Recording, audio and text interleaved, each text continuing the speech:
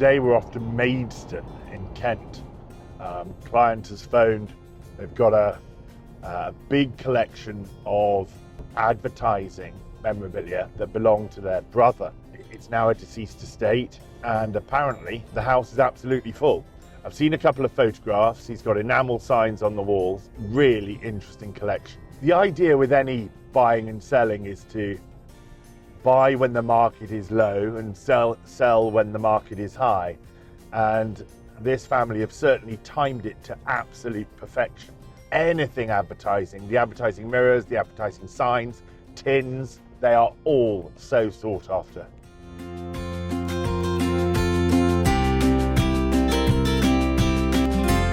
No, really excited.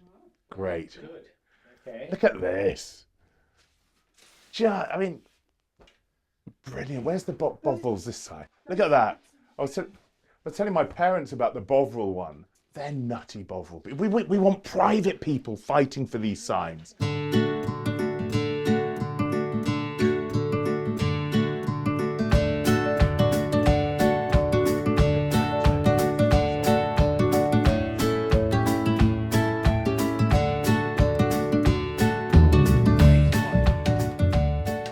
This has to be the best collection of advertising I've ever seen. And Bamfords have held some great sales of advertising memorabilia.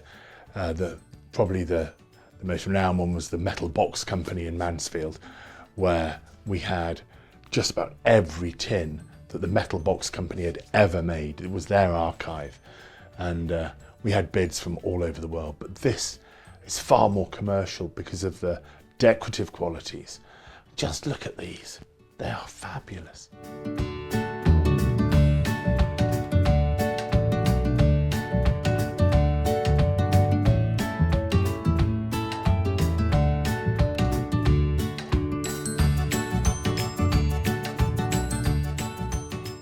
The house was still full of signs when I first met him, so yeah, he's been doing it a long, long time. I think he just liked what they looked like, because he used to be an artist who was in advertising, so he liked the design and the colours and all the rest of it.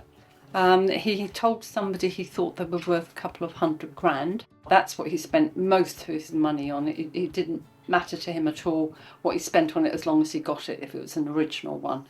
I am sad to see them go. However, the house has to be sold, and yes, they're just going to have to go. You will see some of the signs with the enamel decoration, and then we've got tins that match some of the signs. So you've got Bourneville Cocoa tins, and you've got Bourneville Cocoa signs. You've got Cadbury's advertising tins. Then you've got the same in signs. And look, we've got these wonderful Bass. Bass was one of the best companies for marketing.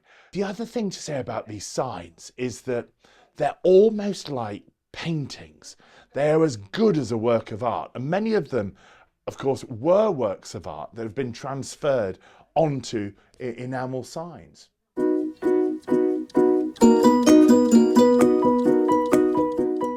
Tins is a different collecting field, but there are people that just collect tins. There are people that just collect biscuit tins.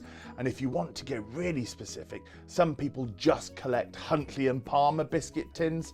Other people collect toffee tins, and some people collect chocolate tins. And they're all over the place. And if we look at this tin up at the top here, this is designed by an artist called Mabel Lucy Atwell. So she would design watercolours. She was a book illustrator. She also designed for Shelley. And here we've got a tin that Mabel Lucy Atwell has designed. So you've got the tin collectors who'll be after it, but you've also got those people who collect Mabel Lucy Atwell. So again, that's an important crossover. And look through here.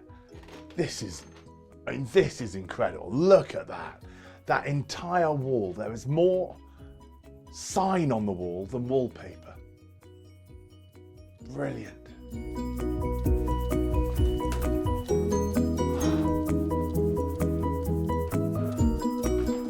you know, I have been an auctioneer for more than 30 years, and I have never, ever seen a collection like this.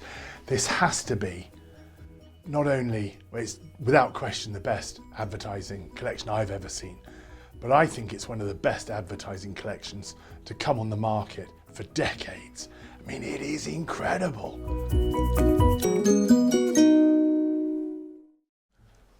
I love what he's done with these signs. He's put the enamel signs down low, so if you brush against them, you don't damage them because they're enamel and they're hard. And then all the paper signs are up higher. Look at that golden shred. That's fabulous. And here, Wincarnis, the world's greatest wine tonic and nerve restorative. But we talk about them looking almost as good as works of art and paintings, and that is a prime example. That's as decorative as any picture. But these, of course, these signs, the reason why they're so sought after is because they tell a social history, they're decorative, and they're rare. So this sort of enamel sign, I mean, look at that, the Mauritania. So this is going to appeal to anyone who's interested in marine history. People collect things from the Mauritania, the Lusitania, Titanic, all comes under that sort of collecting field. We can see here that this has been damaged here, look, and it's all rusted around the edges.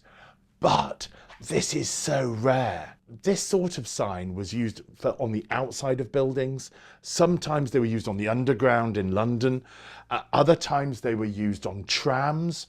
And this type of sign, this enamel on steel, really became fashionable in the second half of the 19th century. Now this, if you tap it, it's hard, it's cold to the touch, and that is enamel on steel. But here, it's slightly thinner as well. So that's stamped out and printed on tin. Some of these signs are going to make a couple of hundred, some of them are going to make 1,000, some individual signs will make 3,000 or 4,000. I mean, they really are good. Well, that is incredible. I don't think I've ever seen a collection like it. Really good examples, masses of it. This stuff is going to have appeal all over the world. And we're going to have bidding online from everywhere, and I'm sure a room full of people as well. So next is cataloguing, then it's photography, then it's an auction. Exciting stuff. But don't forget, if you like what you've seen, like and subscribe.